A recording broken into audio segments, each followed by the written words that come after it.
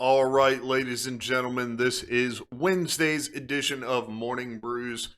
My name, of course, is Ryan Smelts, and today we are going to be talking about how to make a sales pitch. So, if you know anything about me, you know this is something that I am very passionate about. I've got 5 bullet points for you today. Number 1, be direct. 2, explain who you help. 3, explain the problem. 4, explain your solution. And 5, describe what success looks like. So, this is a very general overview of how to make a sales pitch. You'll notice that the link is to an article on Indeed. It is a very trusted site when it comes to human resources, hiring, interviewing, and putting up your job ads. You'll also notice in the article related links, so be sure to check those out as well. However, jumping right into it, number 1, be direct. This is something I'm pretty good at because that's how I am as a person. However, if you're the type of person who does like small talk and building relationships with other people, then I highly suggest you keep it short and straight to the point. An opening line to create a personal relationship with a stranger is not a bad thing, but eventually they're going to look at you and say, "Why are you here? Why are you calling me?" So make sure to address that on the front end. Number 2, explaining who you help can help determine if this is actually someone who is a potential customer for you and help them make a decision whether or not you can help them solve whatever their problem might be. If you are talking to a current customer and you don't know it, this is where that may be brought to the surface. So explaining who you help and the types of people or businesses is super important in creating a sales pitch. 3, explaining the problem.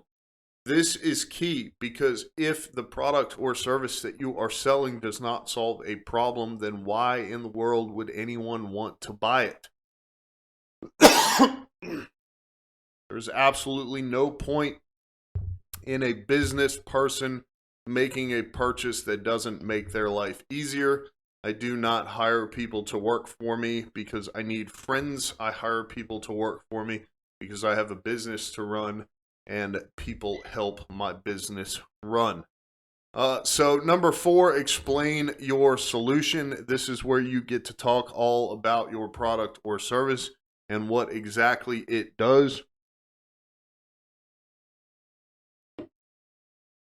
Going over the solution with your potential customer will help them determine whether or not this is something that can actually help them.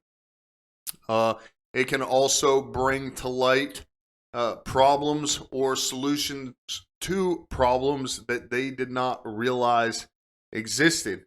So in step number 5, it says describe what success looks like. This is where you get an opportunity to paint the picture.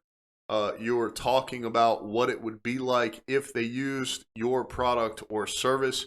And to be honest, if you're dealing with that business owner who's been struggling with this problem for some time, now they're able to place themselves in their mind in a situation where that problem no longer exists.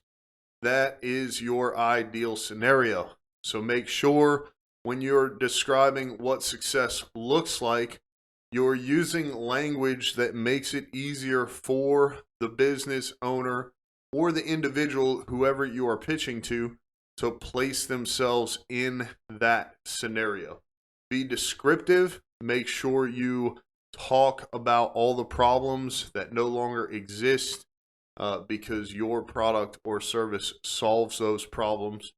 I do think there are some tips for making an effective sales pitch in this article. I do think they're very helpful.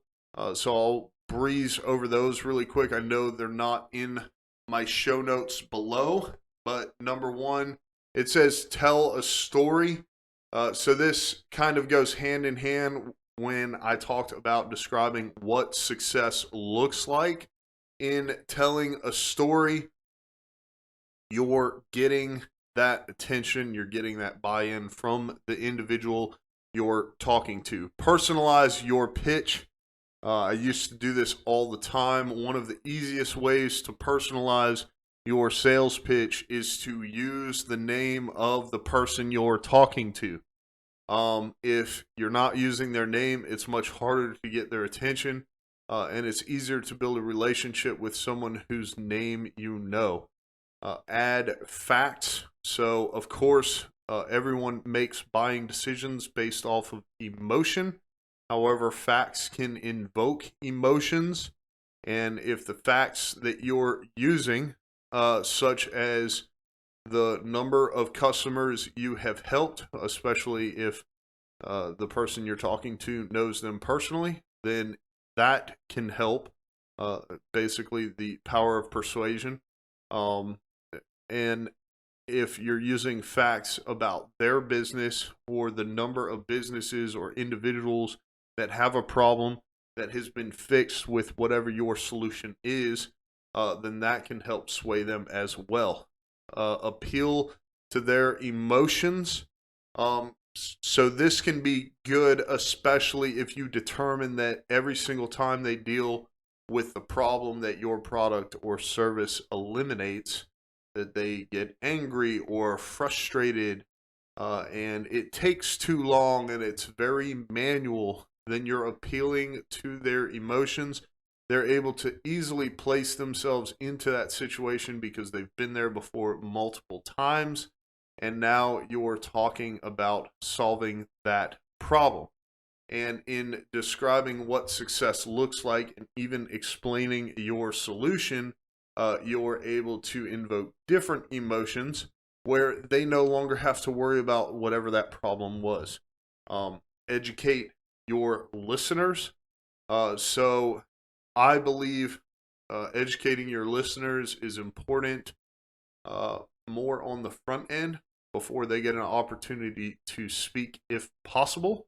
Or if they are asking questions. And the reason I say that is because if they try to tell you no or reject you, stating something that is not true or doesn't apply to your product or service, and you attempt to educate them at that point, if you're not careful, it can come across as an argument, and then you're just in a back and forth with someone who really doesn't want to hear what you have to say at that point.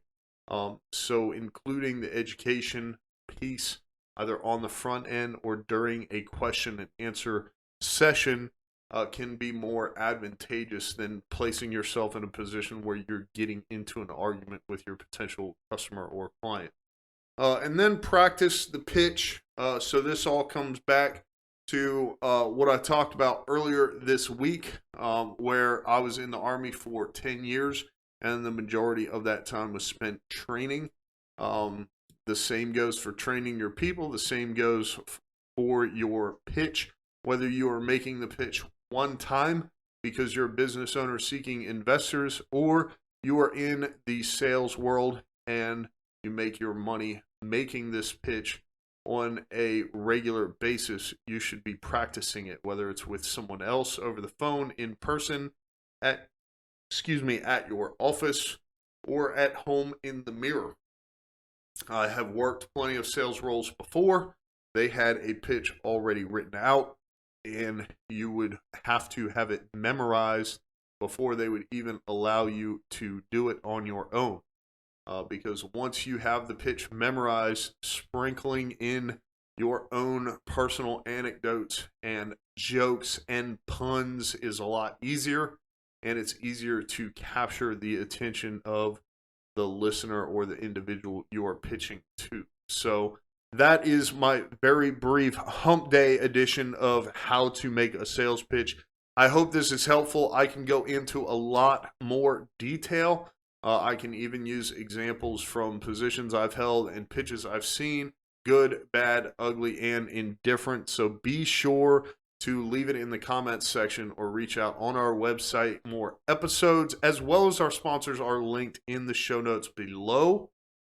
My name is Ryan Smeltz. If you found any value in this episode or any of this week's episodes of Morning Brews or Monday's edition of Business and Brews, then be sure to leave us a 5-star review. Subscribe wherever you are listening to this podcast, and be sure to tell your friends to subscribe as well.